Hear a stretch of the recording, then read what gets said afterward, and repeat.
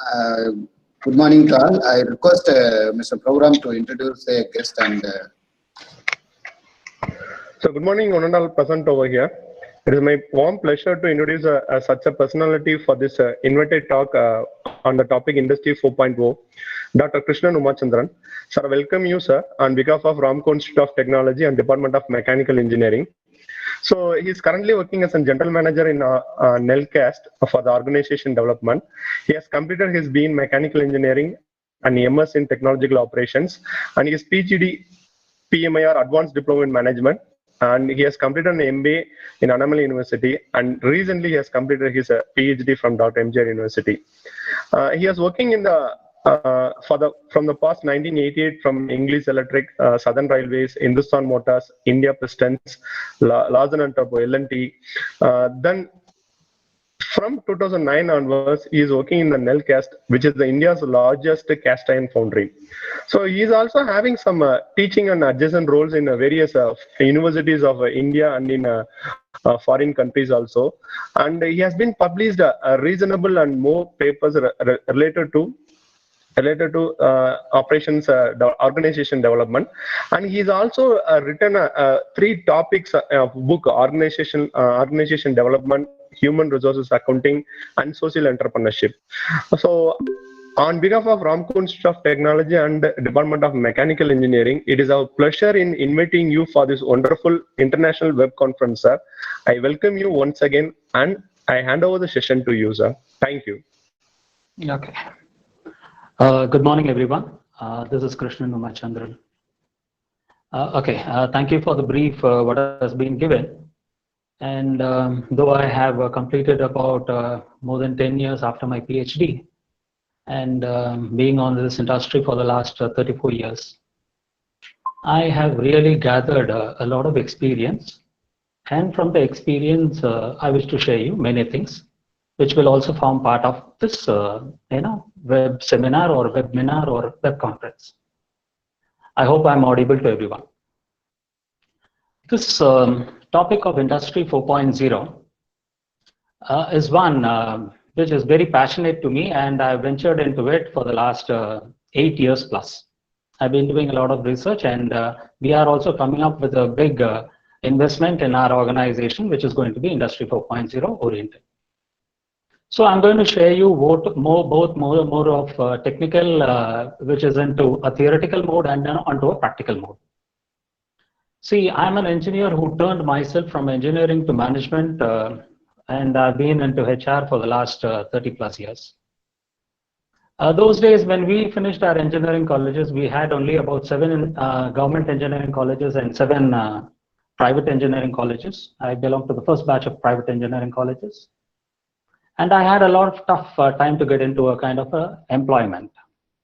But I was very lucky. Right after finishing my final exam, I got placed. So those were the rosy times. I worked in government, central government. I worked in, TNEB. I worked in many places. I owned my own organization. I actually played with my employment. So I would be a best example to give you a kind of an input like what is employability and how you can tune up your employability.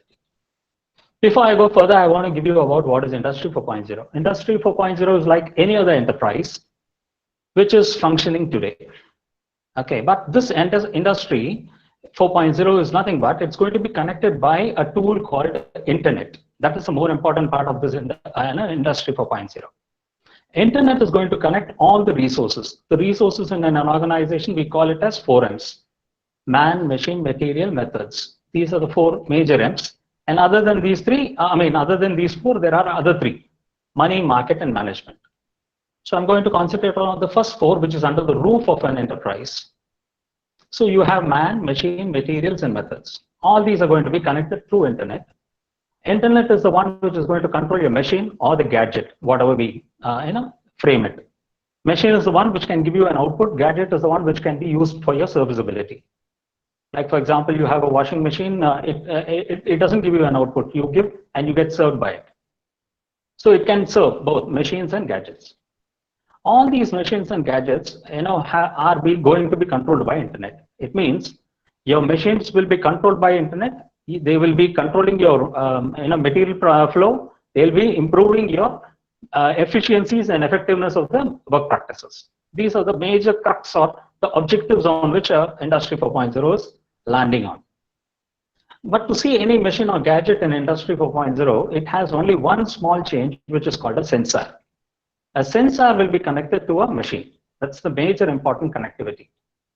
As the sensors are connected, sensors gives only physical variations. So this, as the machine functions, the sensor will be keeping on giving you physical variations that has to be transduced. It means it has to be converted into an electrical signal. And that electrical signal will land onto a computer whereby you will get a digital signal out of it. So a physical variation is converted into a digital variation, and that digital variation is going to go to IoT. IoT is the one which is going to connect your machine and your computing systems. So the intelligence is going to come out of the computing systems, and the physical maneuverability is going to come out of your physical machine. That is the only difference which is going to be connecting the internet, which is going to connect between these two. So in this kind of a machine being developed, we need to have people who have to be employed into it. So that's the more important part of it. So the skills which are required for people to work in such kind of an enterprise can be classified into two basic normal ones. One is the operational one for the plant, and the management for the enterprise. Operations for the plant can be again subdivided into two.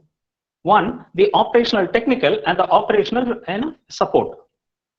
The operational technical is nothing but where many of our engineers will be keeping on working.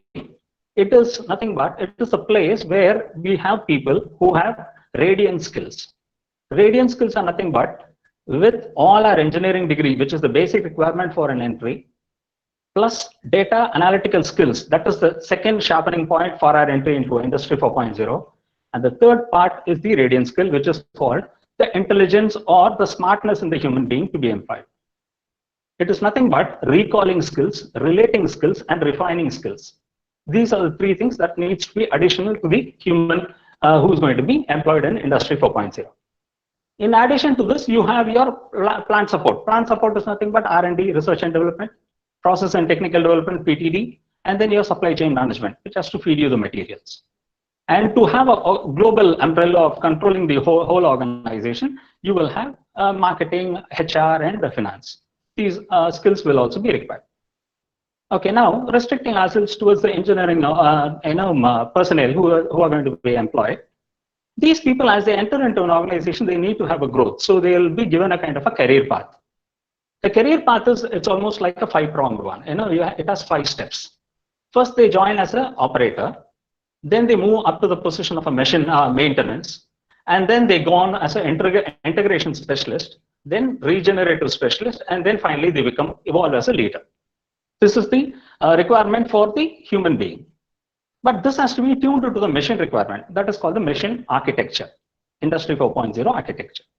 The architecture is the normal one. The first part is called the connection. The operation people, they have to do the connection. What they'll connect? They'll connect the sensor to the machine, then they'll tether the communication, and then they'll plug and play. This is the important part or the underlying line for becoming an operator. Of course, when you have all those other 3 skills which I mentioned in the earlier part. The second is the conversion part. The data has to be converted in the machine as an information. This is where you have to have smart analytics. When you do the smart analysis of this data, you have to take into consideration the degradation of the machine, the health of the machine, and the performance of the machine. Then you can maintain it. That's where these people evolve themselves to a maintenance level. The third part is the cyber level. That is, when you play with the internet, what happens is any gadget, you take a simple thing like a smartphone, you have a control or a constraint of time and memory. If your memory is clogged, then your system goes slow. So similarly, Industry 4.0 should be clustered and data mined so that it can be used effectively. This is the third part of the integration specialist. They are the ones who will specify like how much will be the productivity or the quality output can come out of this, and then the performance references that can be made out of this machine. Then the fourth part is where you go on with the cognition level of the machine. Cognition is nothing but you have simulation, synthesis, diagnosis, visualization, and finally the decision making. Which means you go into the brain of the machine and work. It means you don't have only one machine to operate, you will have a cluster of machines to be operated. You will play like toys that have to be done. And then when you put all these things together, then we will have a kind of a connection so that you can optimize the scenario out of it, and then you regenerate the enterprise level. The final part of this is going to be your leadership level. Leadership level is nothing but, in this kind of an enterprise, you should know how to control the machine to have a self-control of their resilience, variations, and disturbances. This is how a leader evolves. Now you will all be wondering, so I have even seen somebody popping out like they want to have a PPT. You don't need a PPT now. I'll try to send you a PPT if it is required, and I'll also give you a link where you can get my PPT. See, now what happens is, why are you listening to me? It's because we want to know, like Industry 4.0, how employable are we with the skills with which what we are now today? So how do we focus ourselves towards this? See, be whatever age group or levels you are in an organization or an industry, either you're awaiting to get it placed, or you are already placed, or in your mid-level, or you're about to retire. Whatever you are, this Industry 4.0 is going to play with us. The reason is, see, we are in the year 2020. In another 10 years, the boom of Industry 4.0 is going to be seen, and we are this generation which is going to be enjoying the fruits or being affected by it. See, UNIDO, United Nations Industrial Development Organization, has given in its Agenda 2030, that is another 10 years from now, they want to prepare this whole organization. I have not put the PPT on, so many of us do not expect any PPT from me. Now I'm going to talk to you. So you understand, you listen to me, and then I'll send you the PPT. See, as this goes on, what happens is, you have to have a kind of an objective for how you want to change the industry. They have come up with an objective called ninth agenda, or ninth goal of this Agenda 2020. They said to build a resilient infrastructure to promote inclusiveness and sustainable industrialization, and finally to foster innovation. This is how they are planned. It means they are coming with 4 I's. One is infrastructure, second is inclusiveness, third is industrialization, and fourth is your innovation. So infrastructure means what? It's all what we are there and where we go for work, or whom we service, and whatever it is. It is all the superstructures, connectivities, buildings, facilities, and whatever it is. But this infrastructure, it should be resilient, they are saying. It means what? By any destructive force, it can be a tsunami or an earthquake or any hazardous natural calamity, or a man-made destruction, be whatever happens onto the structures on which we live and we are facilitated to live. If it goes for a blast, then we should get it back together at the quickest possible time. This is what is called the resilience. So then next one is your inclusiveness. Inclusiveness is nothing but, see, as globalization starts and goes on, and the internet is going to connect the total world into a smaller geography, then what happens is, see, people from all diverse and pluralistic society will be competing for the job. So it is not anything which is local. You cannot say, I'm son of a soil and I get a job. No, that's not going to be the possibility. So all the demarcations like, genders, caste, creed, community, religion, language, or refugee status, or whatever it is, all the demarcations which we have within human beings is going to be shattered. So it is going to be equality and equal opportunity for everyone to be employed in an industry. And before I go for the industrialization, I go into innovation. Innovation is nothing but what? We want to have everything new. Every time we want to have a new variant, a new upgrade, new release. And see, every time we want to have a change in our phone, a change in our vehicles, everything. Because variety is the one which gives us a kind of a human satisfaction. It is not a need satisfaction, it's a want satisfaction. So that is where the marketing glitches on and starts giving you a new variants of releases that people can accept and buy, and the organization also can grow on it. Now coming on to the industrialization. They have identified around 5 job clusters, which they say, which is going to be prominent or potential for the future. These 5 are, one is bioscience, medicine, and healthcare. This is one cluster of industry. The second is energy. Energy is nothing but your power generated and distributed. The third is going to be your defense, which is going to be predominantly on your aviation segment. And then fourth is going to be transportation. And fifth is going to be your ICT enablement. For many of those people who are participants through this conference, I have not shared any of my PowerPoint presentation. I'm talking to you. Okay. So it's only oral. Next, then as we go on, let me clarify further. The first one is your, bioscience, medicine, and healthcare. In this, what happens is, there is going to be a kind of a bioactive and biocompatible drug delivery. It means you take a pill or some kind of a medicine, it goes into your system and it will go and find out what are your ailments and it will check and correct it. This is the first part of novelty they are going to bring in. The second is your dressings and scaffoldings. See, if you get injury, so you have to dress yourself. You have to protect yourself with a protective clothing, with an ointment or anything. So this is what is going to be quickly healing you and reducing your pain, and you recover fast. This is the second aspect you're bringing. And in this, if there is any body part loss or any organ to be replaced, then you have both artificial ones and the harvested ones available so that you can get a longevity of life. This is the second part in bioscience, medicine, and healthcare. And the third one is antimicrobial structures and materials. Like in our COVID-19, which we are now currently experiencing, if you touch a surface where the COVID virus is there, then you get the disease. Similarly, they want to create, to avoid all microbes which can sit onto a surface or be caught into a surface, be away from the materials. So this is where the third part of innovations they are bringing out. Okay, the next industry. The next industry is your power. Power. Now, whatever we are having it's quite hazardous and it's quite polluting.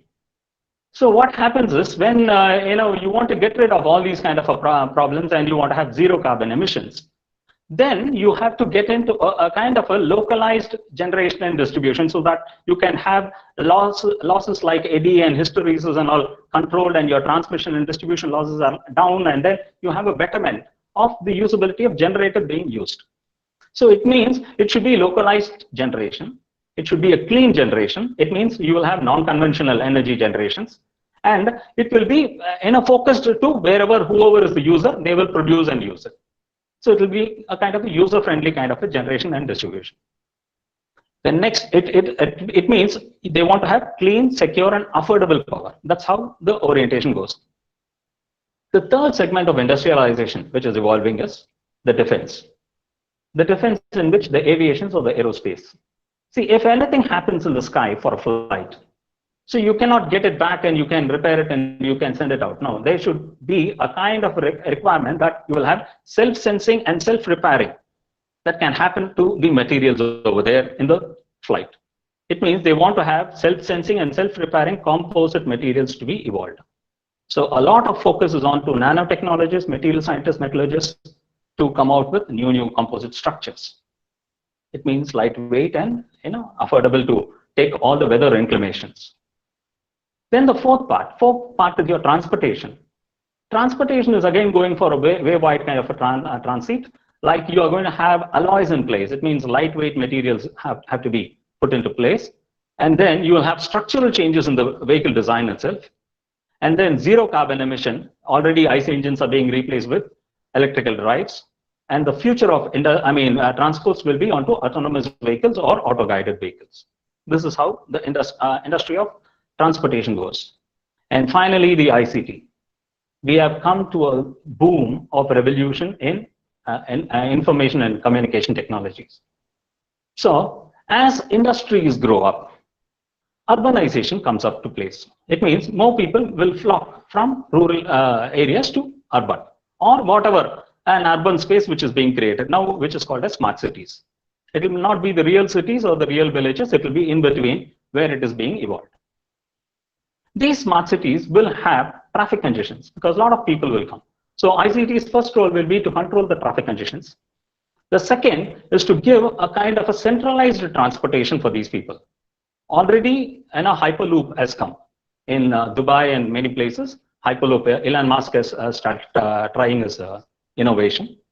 And then autonomous vehicles are going to come. So this is the centralized transportation facilitator vehicles. Then the third part is your tele-watching and tele-security. It means when more people are there, you need to protect them for their lives and their belongings. So how you can have, you will have multiple cameras, you will have drones, you will have vision embedded systems so that they are being properly watched and they are escorted or secured or protected for the life and living. Then the next part is intelligent driver management systems. See, when people get into affordable clauses, they try to improve themselves by taking on from two-wheeler to four-wheeler and things like that.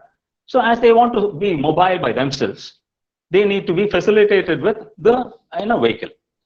So you have auto-guided vehicles where you will have from to be typed in or inputted so that the vehicle takes care of you. Your GPRS and GIS will take care of you. If you still want to have the pleasure of driving yourself through manual ways, you can still have it, but you will be facilitated by the IoT, which will connect with these sensors in the roads. This is how the fourth part of intelligent management system is coming. And the final part is the disease controls. You will have controls over widespread diseases through data mining and clustering, so that you are avoided from being in contact with any of these areas which is going to be affected with the disease. So you are protected. This is how the industries which are going to give you a lot of money for being employed is projected, or it is being rolled out. This will be in addition to whatever industry you still have. But the existing industries will go on with reducing people because they are into an automation mode. They will also use sensors and they will reduce the use of people, and they will try to have less resources being deployed. Be whatever it is. Now, let us see how are we in a position to get employed in these organizations, because every one of us is an engineer here. See, what we learn in engineering colleges is knowledge. Knowledge alone cannot get us into workplace. What we need to do is we have to get into a kind of a skilling part, which is we add something as an application of knowledge. But again, adding to skills alone will not help us to grow up in our organization. It requires competence. It means repeatability of success. So you apply your skill and you repeat your success. That's called competence. So competence skills is the one which is required for Industry 4.0. These competence skills are being standardized by an industrial group, international group called CDIO. Conceive, design, implement, and operate. These people, what they do is they fix these standards. They are the ones who give the potential and optional standards for Industry 4.0. They also give your advanced and your broadened competences that are required.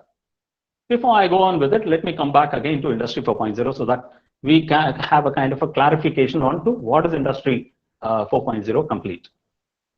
See, Industry 4.0 has certain kinds of functionalities. Functionalities in the sense that which is really essential for the Industrial 4.0 existence. One is called interoperability. Second is transparency. Third is real-time data acquisition and processing. And fourth is digital automation. Interoperability means what? It means you have a physical system and you have a data. You have anything changed in the physical machine, the data also can be changed. And if you change the alter the data, the machine can also be controlled. That's called the interoperability part. Then the transparency. Whatever data you see and whatever data I see is transparent. It's the same. There's nothing to infer or decipher or I do have calculation and find out what it is. No.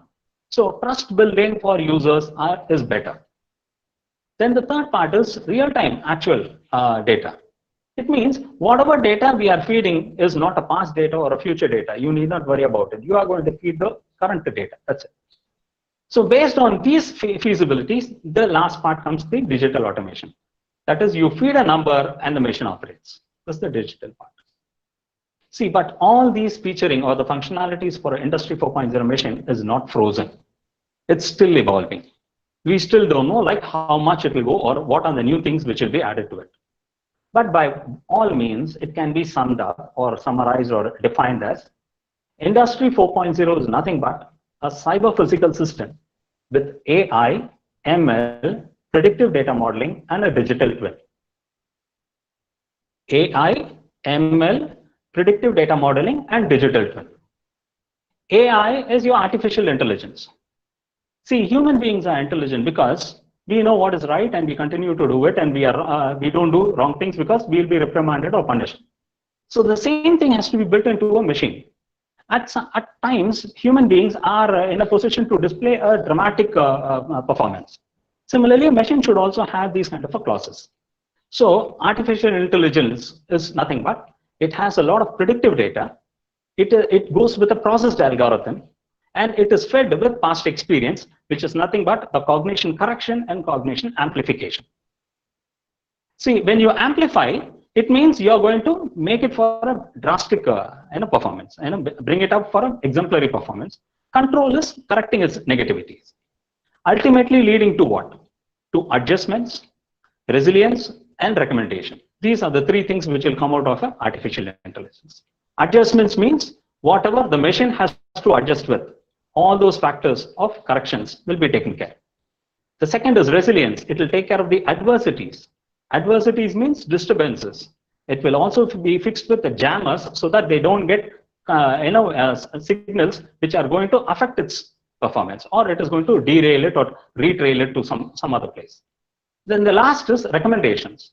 Human beings have certain kind of deficiencies that the machine has to take care. For example, no two human beings has the same level of thinking. No two human beings have the same level of memory. Similarly, to perform even at called up stages, people differ in their performances. So if these three can also be put in, then this is the one which is going to help us into getting the artificial intelligence in place. The second segment, which is called the machine learning. Machine learning is connected with artificial intelligence, but has a small change. See, if you have an ant coming in, if I have an ant coming and biting me here, my body as a system, it can take care of your stimuli and response. My hand will automatically move and it will hit it. Similarly, if there is a mosquito going to bite me, my hand will also go and hit it. And the third scenario, if a fly is going to sit over here, I spray my hand. Okay, so the actions will be same, but the effort and time will vary based on the requirement. This is nothing but it is an auto programming of a machine where it will take care of all the small variations in the inputs, and then it will accordingly, exhibit its functionality. This is machine programming. But in machine programming, what happens is not everything can be transcribed into a code or a numeral. There are certain inputs that needs to go on with some other ways of learning. Like, for example, we see many things that cannot be transcribed as in a written form. We smell something, we speak something, we hear something, we touch something. All these sensory inputs that can be recognized, it can be done into a progressive match, and then it can be translated. These things is called deep learning. Deep learning is nothing but an artificial neural network which has multiple networks and in which you have a non-polynomial actuation. There you will have a hidden layer of unbounded width which has to be deciphered. This is the deep learning which goes into this machine. So it is almost a pseudo-human which is being evolved into a machine's operation. Finally, you have the predictive data modeling, which how the machines has to be controlled. You do the data programming. And then the digital twin. The digital twin, again, is nothing but a replica of a real world. You have a machine. The machine has elements. It means it has components. And when it runs, it has dynamics. These are captured into a digital form. So whatever happens in the machine is seen in the computer. And then when you control, this data modeling, then that also controls your machine. So the interoperability comes. Here, what happens is they take into consideration the real assets, whatever is the owned aspects of the machine. It also takes into the operational aspects, the age, the health, the maintenance levels required for the machine, and the environmental impacts that happens onto a machine. These are all put together is called the digital twin. So now this machine, though it looks very superior and it's very nice, it can work only when it has a technology included into it, because it has to be applied somewhere. So based on its application, its position will change. So there are few technologies that are already designed for Industry 4.0. There's an acronym called 2S, 2C, 2A, IBR. 2S's, simulation, systems integration. 2C's, cloud computing and cybersecurity. 2A, additive manufacturing and augmented reality. I is for Industry 4.0, and B is for big data, and R is for robotics. These are the things that are going to go into this Industry 4.0. Okay, so just give me a minute. There's somebody who's calling me a bell. I'll just join you within a minute or two.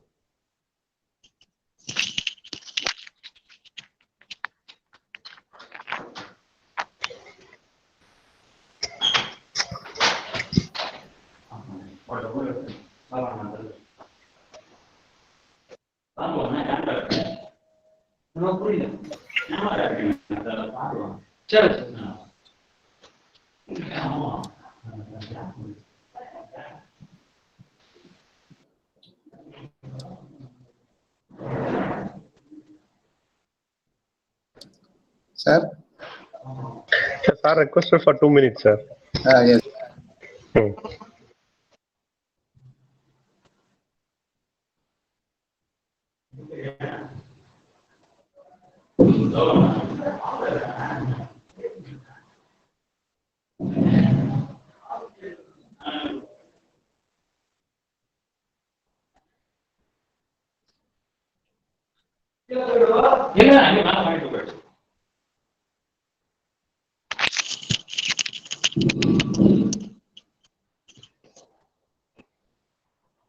I'm sorry. These are the small, hindrances which happens when you work from home. Can I go ahead? Yes, sir. Yes, sir. Yes, sir. Yeah, thank you. So this technologies which I've been talking. The first one is the simulation. Simulation is nothing but you create a kind of an imitation or a pretentious scenario for an automation. It means like you cannot build something straight and you find it is having problem and then you can re-look into it and you correct it. That is not part of engineering. Engineering is one which has to go with a lot of planning, and it has to take into consideration all the things which are going to facilitate us for a better living. So engineers start from the drawing table, drafting, designing, then you have product, process, services, you have repairs and maintenance, accidents, hazards, utilities, everything can be simulated on the table on a computer, and then you can find it what is wrong before you go on for a full scale. So as students who are interested in getting up for Industry 4.0, you can find your area which is interesting you and fascinating you for a growth, and then you pick up that area and you develop.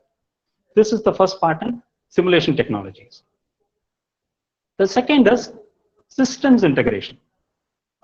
Systems integration is nothing but you have a hardware, that is a physical machine. It is connected with a sensor. The sensor is spiking out signals. So you have to connect the hardware and the software together. This is the area where you are called integration of the systems which is happening. Okay, this systems integration in Industry 4.0 is called vertical integration or horizontal integration. Vertical integration is nothing but an intra-integration of into an organization. See, for example, you have information fed into an organization, or a product or a material is going into an organization, raw material. This raw material is processed and then it is checked and the processes are value added, and then you have maintenance, then you check it, you inspect it, and finally you see the usability as per your standard of operations, and then you finally send it, pack it up, and discharge it out. It means there is a vertical flow. This is called the vertical integration. It is intra-plant.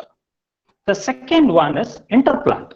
Interplant is, see, for example, you're going to procure materials. You go and procure from a supplier, and you continue with him as long as you're happy with the services.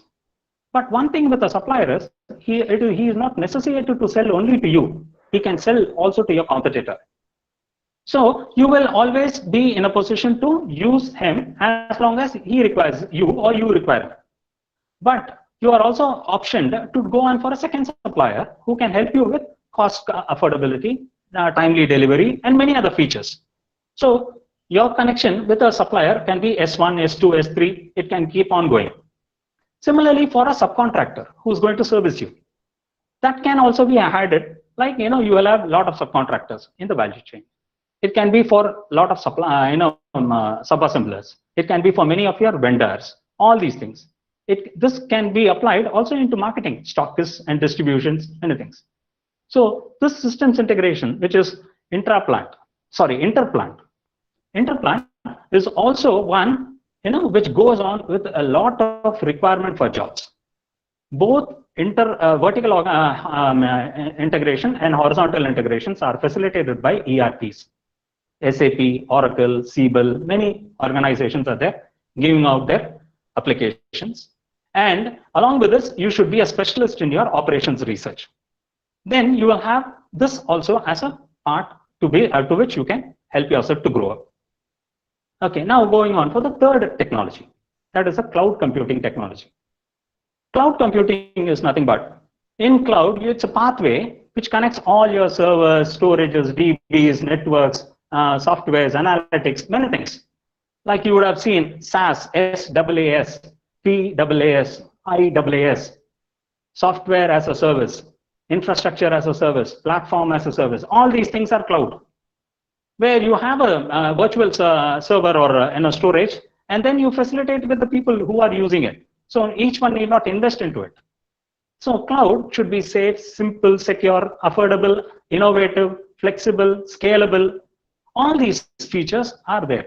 So each of these features are for a different dimension. So if you want to really grow, you can pick any of these things to along with your aspirations for development for the future, and then get trained. The fourth technology is your cybersecurity. See, as organizations go on depending on digital data, you cannot give access to data for everyone. So you have to limit it. That's called the access rights. Who should see what, who should not see, who should access certain data, who should not access certain data, who can edit certain data, who can write, read, save, and all these factors. So access rights is more important. But over a period of time, even when the access right is there, there can be something which goes for a wrong in an organization as data are being used. So this is where you have to trace back and find out what is the problem. That's called the trails. You should be in a position to trail it. Then you have to have a disaster management system. See, if anything goes wrong, you cannot wait for setting it right by going for finding out who's the person who did a mistake and solving it.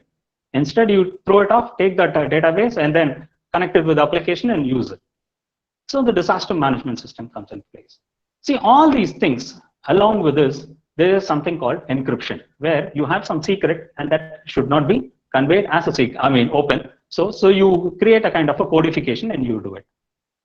All this is nothing but to avoid intrusions, malware, kind of a hacking, or reduce our incident response time. This is how the cybersecurity functions. So if you are interested in taking up this, then you can go on for cybersecurity also. Then the next one, the fifth one, is your additive manufacturing. See, what happens in engineering, all the production technologies, whatever we have read, the physical forms of metal formations, castings, forgings, formations like extrusions, or whatever it is, or joining fabrication units like you have welding, riveting, brazing, soldering, whatever it is. All these things are going to go. It's going to be a novel way of manufacturing which is evolving, which is called optical fabrication, photo solidification, fused deposition. All these things are novel manufacturing techniques where you have an integral part being manufactured as it is being started to evolve. This will have lesser number of people required. It will have less inventory, it will have less space, and you can give quick batch orders. So you will have to easily do some things in such a way that you can, go with the market demands. Then the augmented reality. Augmented reality, this technology is nothing but like your Google Earth. If you see your Google Earth, you click your cursor on the Google Earth, you go in deep. You can see water, you can see landmass, and then you click on the landmass, you can see regions, and then continents, countries, and then come down, you go onto the cities, towns, and then roads, buildings. Then from 2D to 3D, you can change. All these things is nothing but an overlay of digital information and content. So if you can create this for your use, like in a wearable, a glass-like, which is wearable, which is you put it over your glass, and then you have a computer image. This image, when it links with the reality, from then on, the computer will start giving you the command how to operate. This augmented reality has come into place in defense. It is also into industries where you can help people to do maintenance. But they need not be trained. They can just wear it, so they can use it along with those first three skills which I said: recall, relate, and refine. Where to get it, what to get it, they have to be in a position to get it. Other things the computer will tell. So any individual can go and autonomously do the kind of maintenance. Then the next part is IoTs, Internet of Technologies. IoTs are nothing but you have a physical machine, you have a computing machine, and in between these two, there is something which is to be connecting it. That is called the IoT. IoTs are RFID connected, mostly as of now. It can be a real-time location, RTLS, real-time location systems, which can be either energized by themselves, or you have a energy created into it. And then you can use with ultra-wideband or Wi-Fi or Li-Fi or whatever it is, and then you identify the locations and you get the signals from it. In higher autonomous inventions which is going to come up, you're going to have exponential AIs, quantum computing, and bio integration of digital modes. These things are also being evolved in IoTs. The last part, the last but one is your big data. Big data is nothing but a voluminous data, a variety of data, and then it is it requires a velocity or speed at which it has to be analyzed. See, this big data has to be first warehoused, then you do a computing part, and then you do an engineering part, and then you do the mining. Finally, you get an enriched data. This enriched data is being used by the application oriented. For example, I'll tell you its application in a CRM, customer relationship management. See, a customer walks into a shop shop, and he is going to pick a item. Even before the customer picks that item, the shopkeeper will know what item he is going to pick. Such will be the transparency big data is going to give. The simple thing is, see, when you start from home to workplace, your Google map is showing the directions from place to place. And when you return back, it is again drawing out the line. So in between, it shows that you are not doing anything. So, and when you're returning back, they will know which shop you're going, what you're buying, everything is being tracked. So along with the digital economy, our movements, everything is being tracked. So there's nothing we need to hide. So let us be in accepting that we are being observed. So big data is one which will transparently make every consumer being known to the manufacturer what he requires.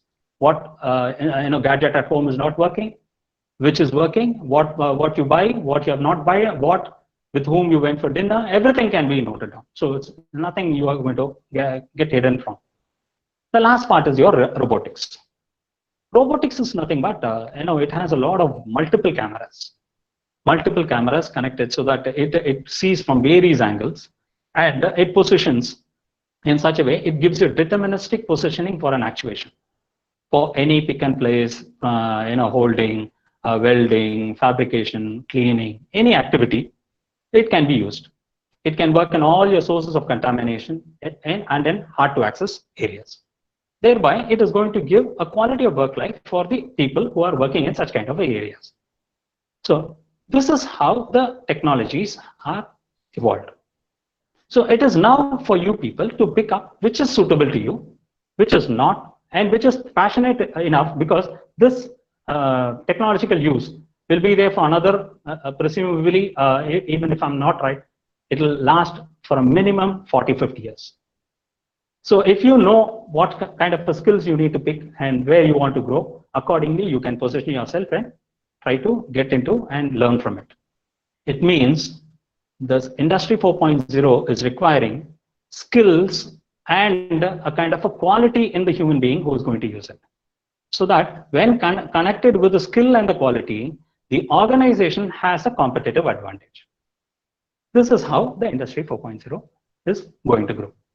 Before I conclude, I wish to say a quote from Dr. APJ Abdul Kalam. If you want to shine like a sun, you need to burn like a sun. It's the preparedness of us for the industry for future requires to pick and equip with Industry 4.0 skills. So never lose your time and pick at the earliest. The quicker, the faster the pick you do and you groom yourself, you will have a better future for tomorrow. Thank you. Best wishes. Sir, thank you very much for your wonderful session, sir. Okay. I hope all the participants will be remain about 2S, 2C, 2A, 1I, B and R. And you have not only for this particular pandemic situation, you are given the solution for until 2050. This scenario, if we are having such a kind of a thing, and if we are selecting any one thing in this particular thing, definitely in future, we are going to be the number one. So I hope this presentation will be very useful for the people who have been attended this, and damn sure they are having a key point to their home, and definitely they'll come better in the future. On behalf of Ramco Institute, I thanks once again, sir. So now let us have a question answer session. If there is any questions, I request all the participants to post it in your chat session. I repeat again, if there is any questions, you kindly people, you can post it in your chat session.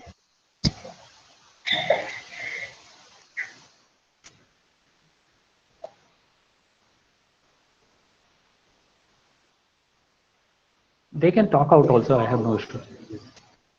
Okay, sir.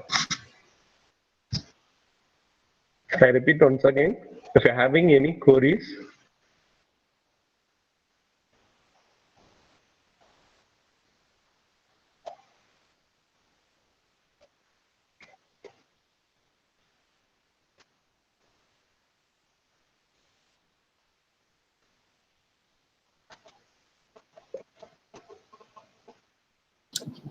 Sir, one question, sir, from our side. Actually, how the Industry 4.4 more influenced on mechanical engineering, sir, actually? So what are the areas to cover this Industry 4.0? And also, how it integrated with the other branches like ML and big data analysis? See, Industry 4.0 does not link itself to only one discipline. It is a multidisciplinary intervention. See, for example, if you want to have exclusivity for mechanical engineering alone, you can pick simulation. Again, on systems integration, you can have ERPs, whichever is in materials model, purchase model, all those modules in which they are working on. And then you have to go on. Your augmented reality will be used for maintenance. And then you have a additive manufacturing total, it's mechanical engineering only. So like that, robotics is partially mechanical and electrical and electronics. So big data will also be used. So many, all these areas in which you are working. See, I'm a mechanical engineer, but I worked in all areas. I worked in IT, ITES. I was the Oracle country manager for Africa. So, it's nothing like limits us. Mechanical engineering or any core engineering, it helps you to understand. Engineering is nothing but a common sense. Where you get an opportunity, you're going to go and use it.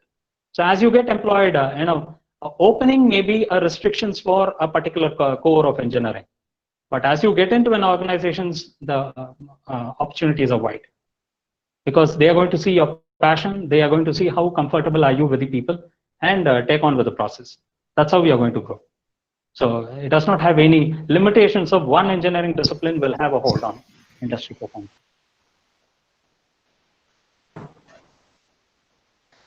Okay, dear participants, is there any more questions? If you need, you can unmute yourself and you can ask questions.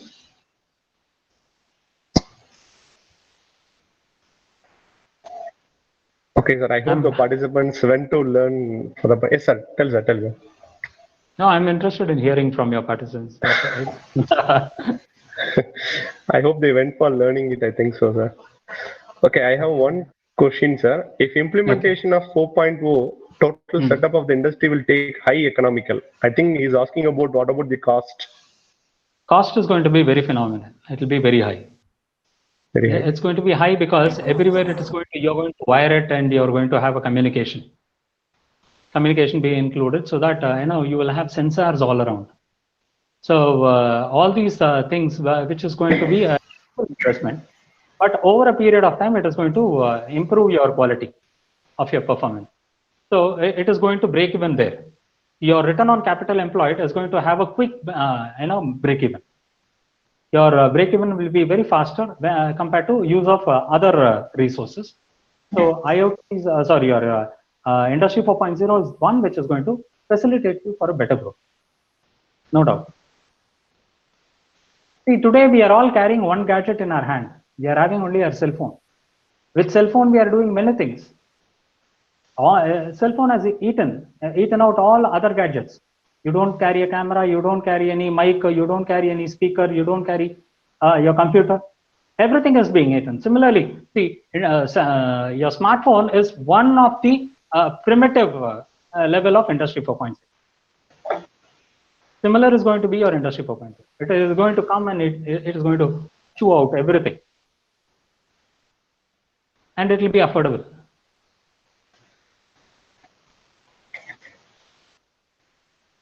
Is there any questions from participants?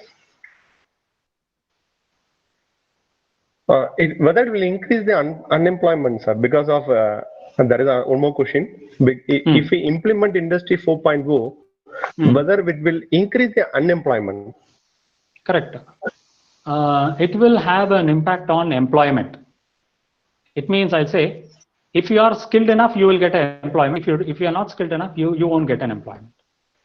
It means all the non-value added activities is going to go away. It is going to be automated. So such kind of activities which are non-value adding to the core of the business has to be identified, and people who are in that kind of an activity should know that this line of business is not going to run on for more time, and they have to quickly change. See, in 1970-75, when we had computer introduced into India, we had the same issue. People were complaining that computer is going to eat, take away people from job. All the clerical jobs, all the mundane jobs of calculations will go off. Yes, it has eaten, but it has given you a reputation of quality. Today, we are not complaining because these things will be initially a kind of a hiccup, but over a period of time, any technology, when it is being accepted, then it will change. See, today we don't have landline at home. Every one of us carry a smartphone. So we don't complain that BSNL has lost job, because BSNL has to also change. It went into mobile computing. So this is how the evolution of industry happens. One will eat another. It is called, you have to disintegrate from your existing standards and then go for innovation. Okay, I hope the participant has been done away with their questions, sir. I'd like to conclude with the takeaway with your presentation, sir. You have told us that 5 important technologies. Number 1 is bioscience. Number 2 is power and energy. Number 3 is defense. Number 4 is transportation. And number 5 is ICT, which is going to exist in the forthcoming days. With connection with your 2 S's, 2 C, 2 A, 1 I, B, and R.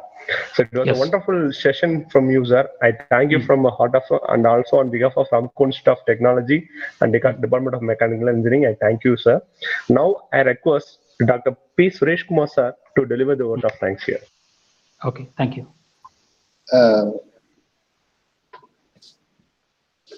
Good morning to all. I'm very happy to propose vote of thanks on this occasion. First of all, I would like to thank our speaker, Dr. Krishnan Umachandran, GM Organization Development and Nilcast, Chennai, who myself mailed to request to talk about Industry 4.0. He readily accepted, and also he used the word I really impressed. We have to give the technology to the society. I want to share my knowledge to the society. That is really impressed for me. And he's polite and talk about.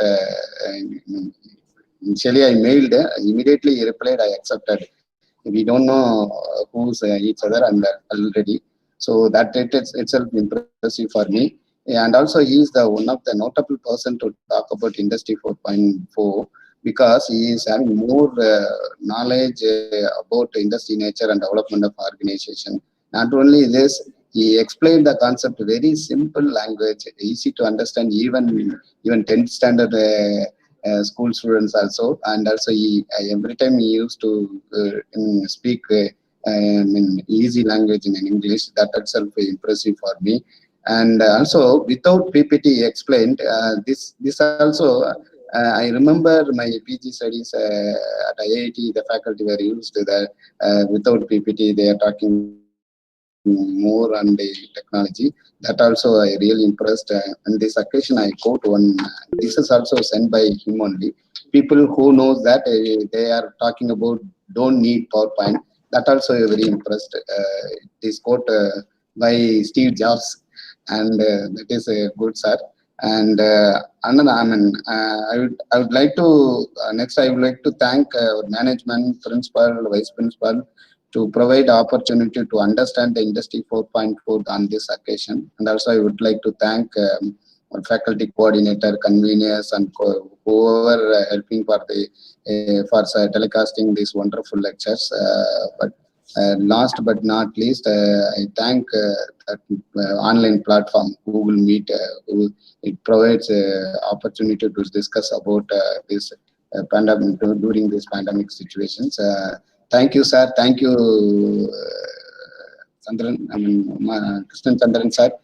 Thank you for your excellence. Thank you for all the participants who attended this session, and I think they got more information about from your lecture, sir. Thank you, sir. Thank you for all. Thank you very much. Thank you, sir. Okay. So I request all the participants, if you are going to present a paper, the link has been available in the chat box. And if you are going to be a participant, and the link is available in the chat box. I hope, Jabin sir, are you over here? Mr. Jabin sir? Okay. So over and out. Thank you.